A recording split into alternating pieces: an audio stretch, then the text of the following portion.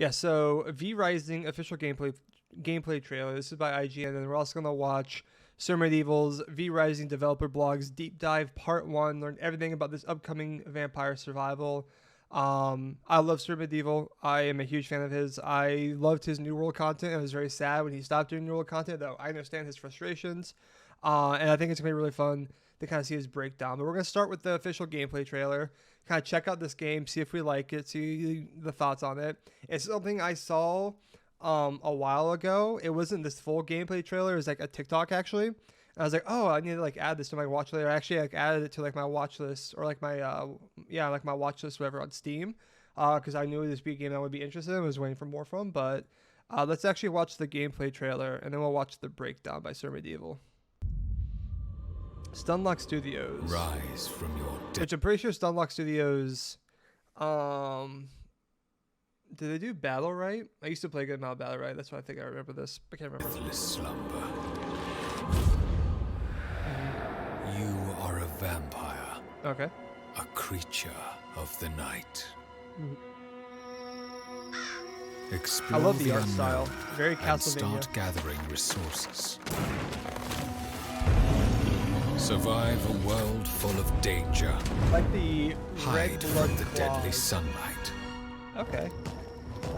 Begin rebuilding your castle, piece by piece. The I really do time love has the art come style. to Very regain cool. your power and claim what was once yours. I'm guessing it's co-op. Oh yeah. I was about to say, I'm guessing it's co-op. I wonder if Gather it's like your server army or of like darkness open. and I don't conquer think it's every MMO, corner but- of the world. Stalk the night.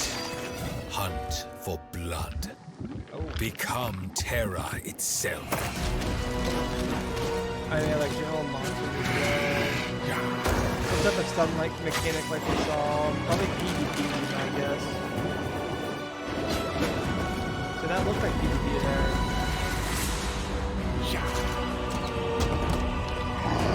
Elden Ring voice. Right now, the voice back. The combat looks fun. And it seems like there's different weapons and stuff, like magic versus like a pike. The It looked like, or rulers of the sword. night have returned. The vampires are rising. That's pretty cool. Is that it? Build, hunt, rise. You're kind of hard to hear compared. Ooh, I'm sorry. No, I mean it looks pretty cool. I'm curious. I'm gonna guess it's server based. Kind of like I mean it's like you look at Valheim and it was like, oh yeah, we're a crafting survival game that's Viking themed. I'm guessing this is gonna be like, oh yeah, we're a crafting survival game that's vampire themed. We saw here there's like a light mechanic. It Deadly looked like sunlight. the body shape is kind of weird, a little bit. But yeah, so there's like, yeah, gather materials, build up like a castle, fight monsters, probably some type of PvP mechanic, survive. Interesting. I think it'd be a fun game to get like a group with. All right, so let's watch Sir Medieval's breakdown. 12 and a half minutes. He goes through a lot of stuff, it looks like, which is awesome. Good morning or afternoon, folks. Welcome back to some V Rising. We're a couple weeks out from when the potential closed beta will be going live, and that means it's the perfect time to start covering all the details they've released so far. For this series of videos, we'll be focusing primarily on the Dev update number 2, interview with the vampire. A ton of great detail mentioned in this interview. Game inspiration, day-night cycle, mount system, humans in the game, spell kits, and much more. V Rising, blah, blah, blah. Information about how V Rising is being developed on the Unity engine. Awesome. We love the Unity engine. And the pro cons of it. This article gets extremely technical, so I have a lot of details about the inner workings of the game. developer blogs they published on their website, but I want to make sure to do them in short bursts. We'll cover at least 2 at a time alongside any other additional details if necessary, and we'll be starting right after the first Q&A dev blog they posted because that'll be information we've already talked about in the previous video. To start with, we have the interview with the Stunlock Studios marketing director, Johan. It starts off Okay, with okay. going over the inspiration behind V Rising, and Johan tells us that the Stunlock Studios team has taken inspiration from TV shows like Castlevania, classic horror Hey, literature, and later in these like we blogs talked they also about. admit that the inspiration came from stories like Blade, Van Helsing, and Oh, Underworld, oh. which are without a doubt some of my top favorite vampire movies of all I was about to time. say these are They aim very to use good their vampire talent to make skill-based inspirations. combat experiences and implant it into an atmospheric open world. Someone also asked a question from Discord in this article about what they feel for the success of Valheim. Oh, Stunlock like we are Studios talking about. states that they are actually almost neighbors with Iron Gate, the studio behind Valheim, as they both are based in the same area within Sweden. But this has served That's as an funny. inspiration for them, and personally I do think it does show that the interest in the market is still there. The game just has to be done correctly.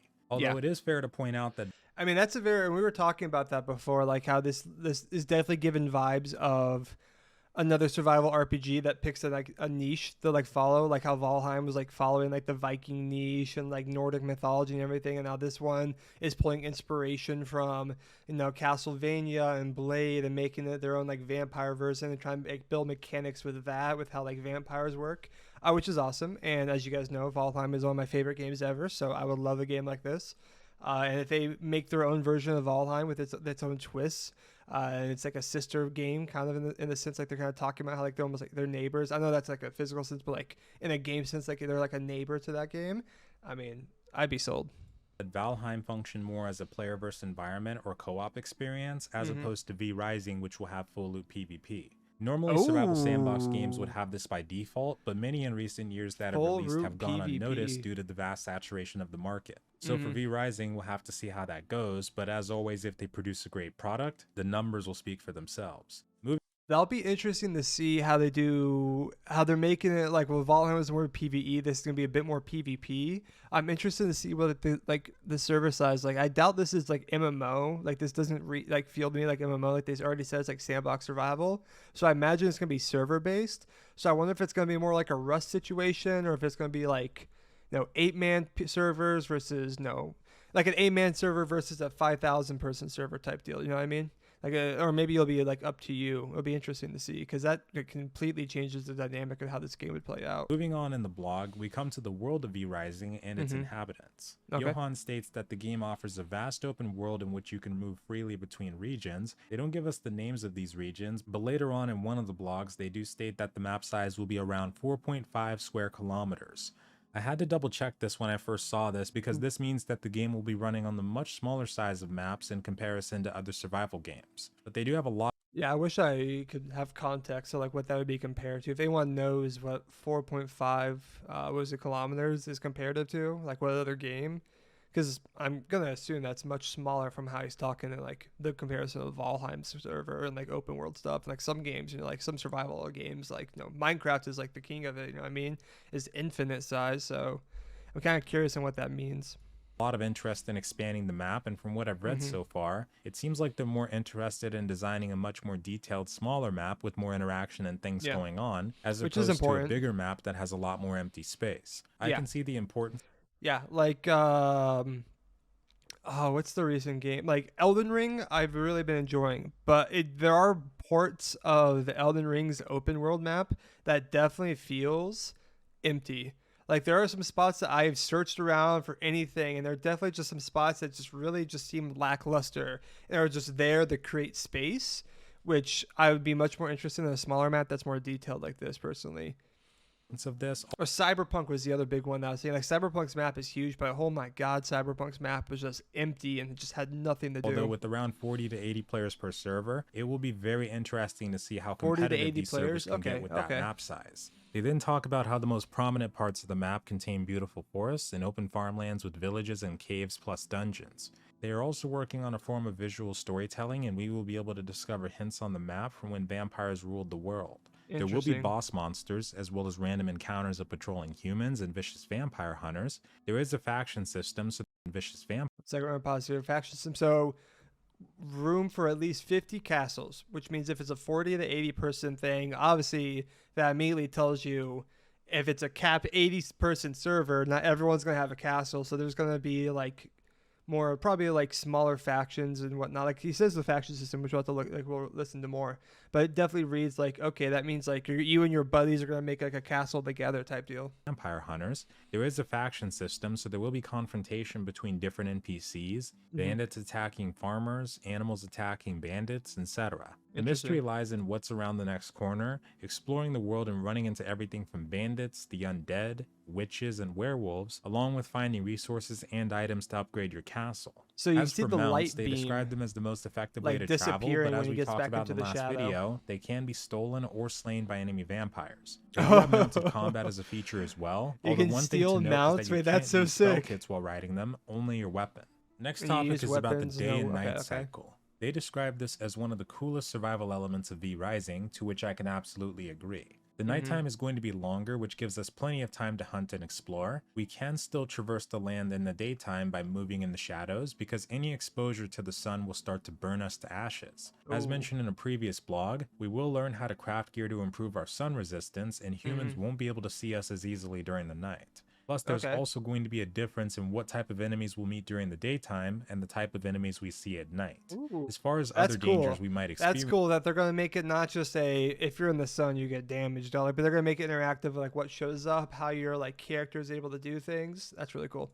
go, Johan tells us we'll have to worry about drinking blood, being aware of the sunlight, of course, vampire hunters, holy areas like churches, so that sounds like we might not be able to go near them at all, garlic, Okay. silver, angry nuns, and other vampire clans. Angry which nuns, sounds like there love might be it, NPC love it, bro. ones. They expand on humans in the game by talking about how there will be harmless villagers on top of various enemy soldiers, and of course we Right. know about the bandits and other things, Yep. but you will need to weaken a human before drinking their blood. And as far Okay. as ever playing humans in the future goes, they say that they'll most likely stay as NPCs. They then talk about the different types of blood. We discussed this a bit already, Okay. but they also say here that if we can't find humans Extra to snack damage, on, gathering we can speed, actually magic drink the blood damage? from rats alongside other different sources. As Huh. far as the vampire castles go, we will be able to play without castles. All right, he's gonna skip right past that, but I think that's a really interesting mechanic. Yeah, like if there's gonna be bad, like obviously, like it sounds like bad blood will be like if you have to drink rat blood instead of human blood, there's gonna be maybe some type of nerf to you, or maybe you're just not as strong. And then also he popped up on the thing, you kind of got blocked by my thing, but it's like extra damage, gathering speed, magic damage. So also whether that's through certain like factions or monsters that you can like drain, you get different like advantages, which is really interesting. We will be able to play without castles, but we won't be able to progress very far. To Okay. start this process, first we'll need to gain enough power to raise the castle. We'll build it up from scratch, put up walls and doors, and construct different rooms such as workshops, libraries, and prisons. Throughout the world, Okay. we'll also find special recipes and resources for crafting special rooms with unique perks. Of course, we'll also get access to various decorations and be able to expand the castle. And as far as the clans go, since we can live with them in our vampire castles, they confirm that there will be no friendly fire between party and clan mates, despite Okay. combat and PvP always being active.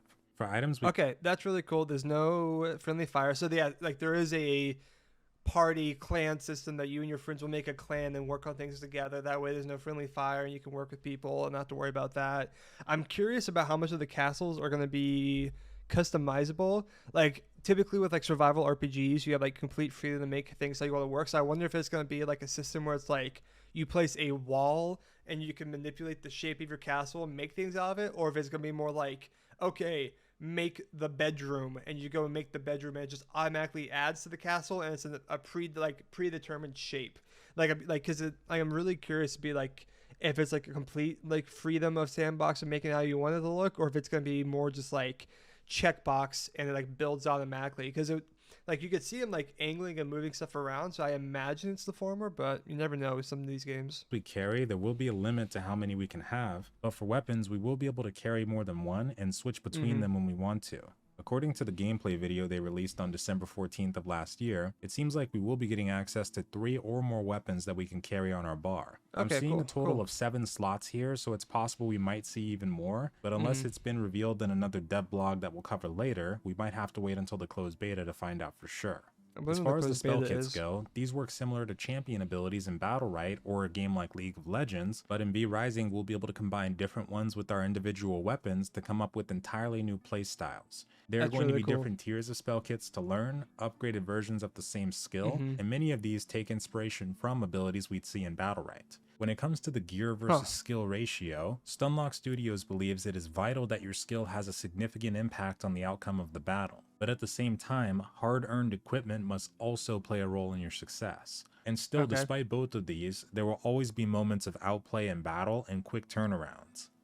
I think that's really cool that it gives you freedom to kind of almost make your own class. Like, I'm not sure the extent of the spell kits yet, but it looks like there's going to be things where it's like more stealth based and dashing and everything that you can do with maybe like a more like dagger set to kind of be more like roguelike versus like something that seems to be like more like spell heavy and crossbows and be like a menace range or something. Last thing they mention in this specific blog is about their planned update frequency. Johan tells us that they will continue to update the world of V Rising alongside continuing to add content after its release. How they decide to scale the game will also depend on how many players they have. And for the frequency of the updates, they plan to release them at a slower pace, but containing more meat to them, if you will. And that concludes. Coming from New World, I'm glad that they're considering how many players they have because...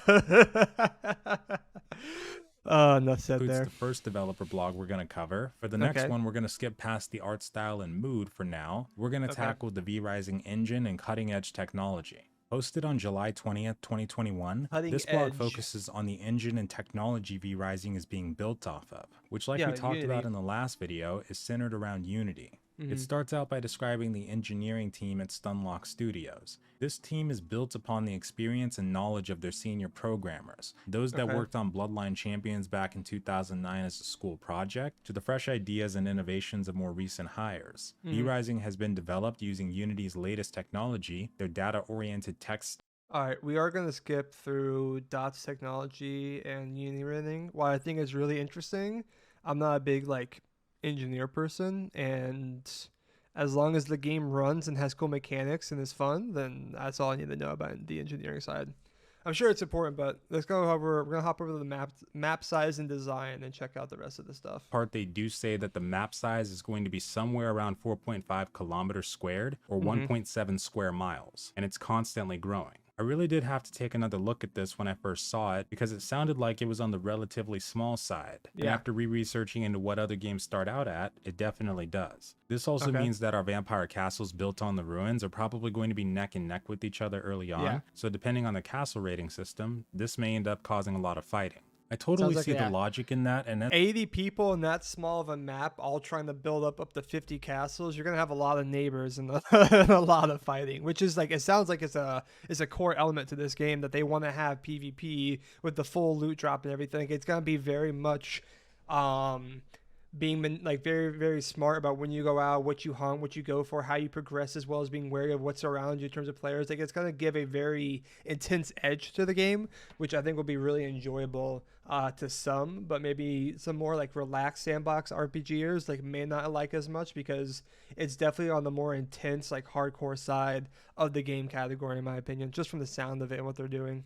As a player, I think I'd rather have it that way as well. Starting out small but very detailed and building yourself outward. Because after all, if you just have a big world but not much to do, it's probably going to get stale pretty fast. Now to counter that statement a bit though, in the very next part they do say that the world layout is predefined, but they also want to keep the door open to make the map more procedural and dynamic. That's why they're constructing it using enormous puzzle pieces that they internally call chunks. The chunks are streamlined in and out as you move through the world, which makes the experience smooth and seamless, meaning no loading screens while exploring the world of V Rising. That's what we love to hear. Some more ambitious project so far, and has been both a technical and content producing challenge given the great scope of the game. However, one of the biggest issues they've noticed when it comes to using dots is that the coding is more complex and technically challenging. It's been a test of the design team to adapt to these more restrictive ways of programming, but as they said previously, the benefits still vastly outweigh the negatives. And then we come to the new collisions and physics. In previous games, they primarily relied on 2D physics for all their gameplay and combat, despite being 3D games. They've long worked with something like Battlerite makes a lot of sense because even though it is 3D, you're always looking at it from the one angle. There's no like dimension of change of camera angle, so it's easier to create 2D physics because you're basically playing a 2D game despite the characters and everything being three-dimensionals. So it makes sense why they have relied on 3D that. physics for things such as ragdolls, visual effects, and non-gameplay elements. But with V Rising, they're bringing their games fully to the third dimension.